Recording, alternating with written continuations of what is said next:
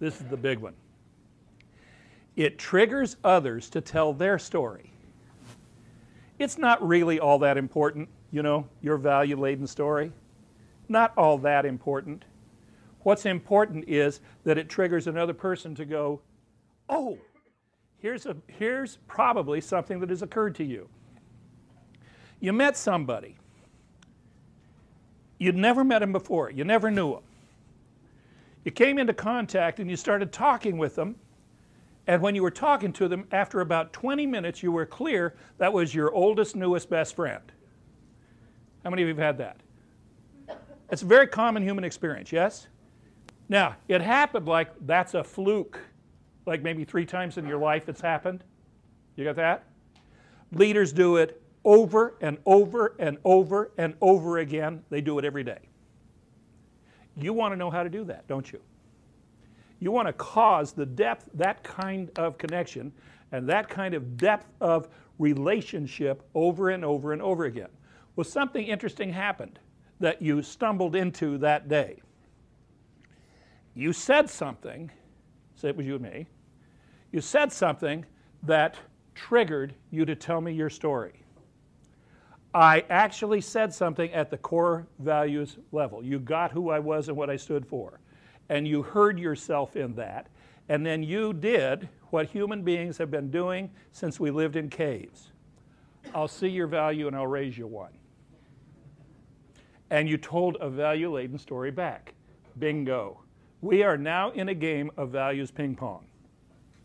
The game is not to slam the ball past you. The game is to keep the ball in play. We want to rally it back and forth.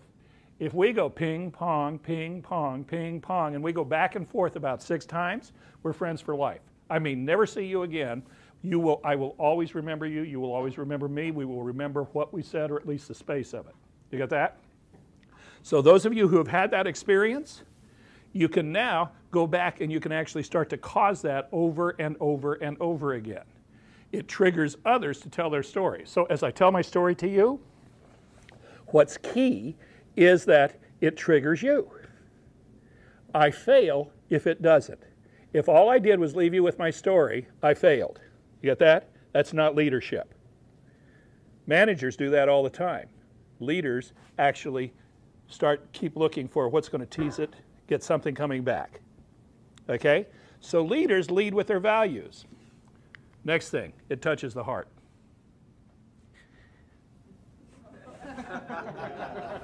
It touches the heart. Okay? That's leadership. So, personal, highlights contribution, delivers resonant value, triggers others to tell their story, touches the heart, and is memorable. Okay? When I was 5 years old, I had just started school. I'd been in school for about 3 weeks. I loved school. I was a little scholar. I was ready to go to school. I'd been going to school for about 3 weeks, and I had met a friend. My friend was named Richie Todd, and he was the coolest guy in the world. Actually, Richie and I stayed friends. We're still friends now. This is, at least 8 years later. And so Richie and I had become friends, and what we bonded up on was sports. Richie and I were the best athletes in the school. I know we were in the first grade. We were the best athletes in the school. How did we know? We were the best at dodgeball. You know, that unconstitutional game they no longer allow children to play because it's too dangerous? We were the best at dodgeball. So Richie and I would play dodgeball every day at lunch, and then when the bell rang at lunch, we were done with the game, he would open up he had a little metal Donald Duck lunchbox. And he'd open up the little lunchbox, I swear to God, and he would pull out a Snickers bar. Now here's how cool Richie Todd was. He would break the Snickers bar in half and he would let me choose which one I wanted. First grade. Amazing. Well, 3 weeks have gone by and I am dying to bring the Snickers bar. So I want to do that, just to kind of like repay in the world of the law of reciprocation. So I'm at home, it's the night before, I'm all excited, I've laid out my clothes, and I get up in the morning and I'm excited, and I get up and I get into my jeans. In New Mexico, my mom starched and ironed my jeans, so I broke starch, put in that. I put on a polo shirt that I had. It was a little light blue polo shirt. It had little yellow stripes in it. Put on my little belt. I put on my, there are about 3 people in the room will know what it is. I put on my red ball jets. Anybody know what red ball jets are? World's fastest tennis shoes before Michael Jordan's. Okay, so I had on my red ball jets. I was ready, and I'm like out the door. I've got a nickel in my pocket. I've saved my, my allowance, and it's a nickel. I'm going to buy that thing. I am out the door, across the alley, into the dime store. I walk in, ding-a-ling-a-ling. Mr. Richmond says, "Hi, John." He'd never seen me without my mother. I walk in. "Hi, I'm a little bit early."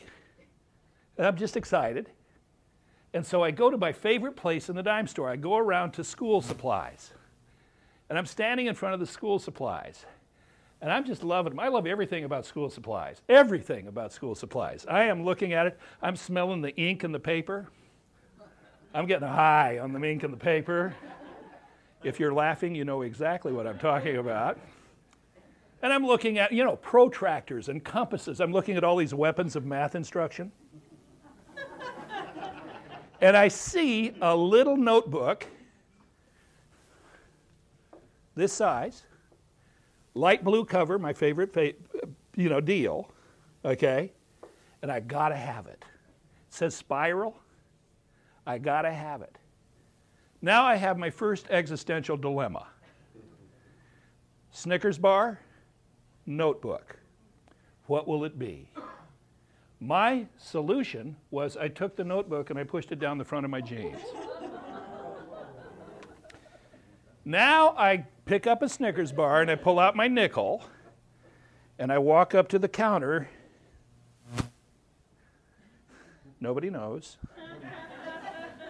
And I put down the Snickers bar and the nickel, and Mr. Richmond says, "Is that it, John?" And I say, "Yes, sir."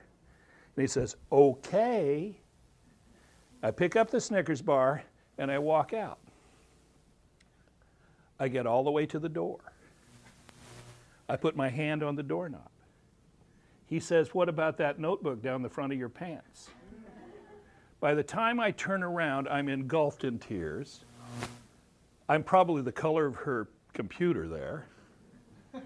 I'm so embarrassed. I'm so humiliated.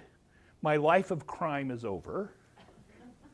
And I'm going, "Please don't call my mommy." He says, "Got to call your mother." Picks up the phone. Now this is Albuquerque, New Mexico. This like dick, 3 numbers, 4 numbers. "Hello, Mrs. King. Got a problem here with John." She hears me crying in the background. Says, "I need to see you, talk to you." Click.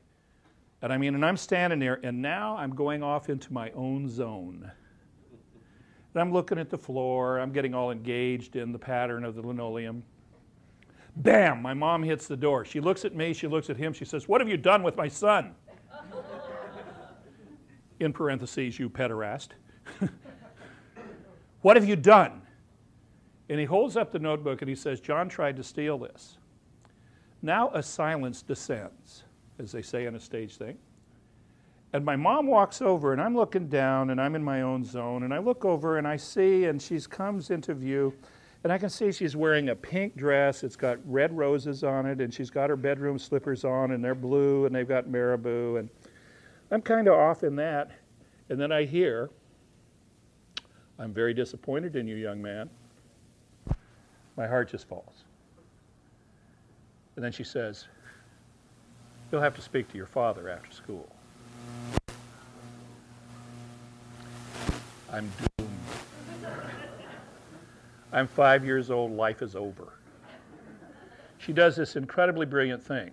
She takes the Snickers bar and the notebook. She hands them to me, and she says, "Go to school.